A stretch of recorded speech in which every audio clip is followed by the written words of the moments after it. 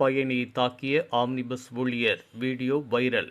சென்னை வண்டலூர் கிளாம்பாக்கம் கலைஞர் நூற்றாண்டு பேருந்து நிலையத்தில் நள்ளிரவு நேரத்தில் ஒரு பயணியும் ஆம்னி பேருந்து ஓட்டுநரும் நடைமேடையில் ஒருவருக்கொருவர் சரமாரியாக தாக்கிக் கொண்ட அதிர்ச்சி வீடியோ வெளியாகி சமூக வலைதளங்களில் பெரும் பரபரப்பை ஏற்படுத்தி வருகின்றது.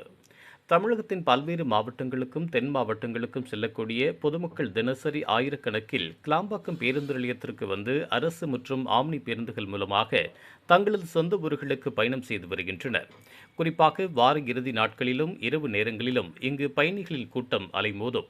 இந்த நிலையில் நேற்று நள்ளிரவு தனது சொந்த ஊருக்கு செல்வதற்காக பயணி ஒருவர் கிளாம்பாக்கம் ஆம்னி பேருந்து நிலையம் பகுதிக்கு வந்துள்ளார்.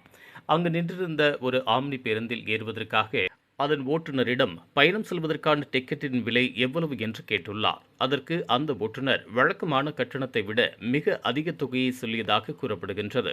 இதனால் அதிர்ச்சியடைந்த அந்த பயணி, சாதாரண நாட்களிலே ஏன் இவ்வளவு அதிக கட்டணம் கேட்கின்றீர்கள் என்று ஓட்டுநரிடம் நியாயம் கேட்டுள்ளார். இதில் இருவருக்கும் இடையே காரசாரமான வாக்குவாதம் ஏற்பட்டுள்ளது.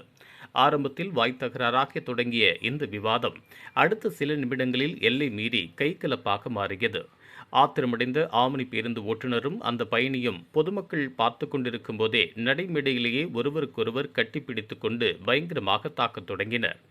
ஆசியாவிலேயே மிகப்பெரிய பேருந்து நிலையங்களில் ஒன்றாக கருதப்படும் கிளாம்பாக்கத்தில் நள்ளிரவு மற்றும் அதிகாலை நேரங்களில் போதிய அளவு காவல்துறையினர் பாதுகாப்பு பணியில் ஈடுபடுவதில்லை. இதனால்தான் இதுபோன்ற சமூக விரோத செயல்களும் மோதல்களும் தடையின்றி நடப்பதாக பொதுமக்கள் ஆதங்கம் தெரிவிக்கின்றனர்.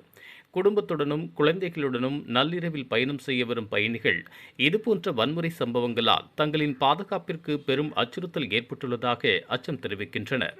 மேலும் கிளாம்பாக்கம் பேருந்து நிலையம் முழுவதும் 24 மணி நேரமும் சுழற்சி முறையில் போலீஸ் ரோந்து பணியை தீவிரப்படுத்த வேண்டும் என்பதே ஒட்டுமொத்த பயணிகளின் கோரிக்கையாக உள்ளது.